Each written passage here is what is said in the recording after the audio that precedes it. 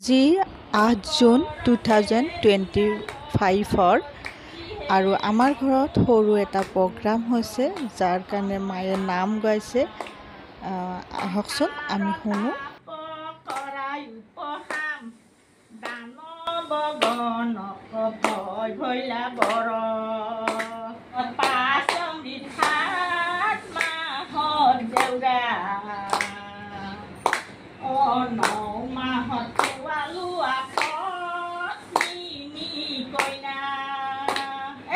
পাঁচ মাহত পাঁচ সাত মাহত দেউৰা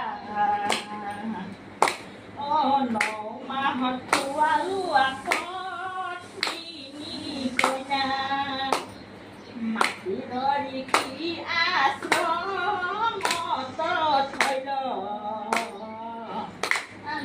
আশা ধৰিয়া বুলিলে কলৈ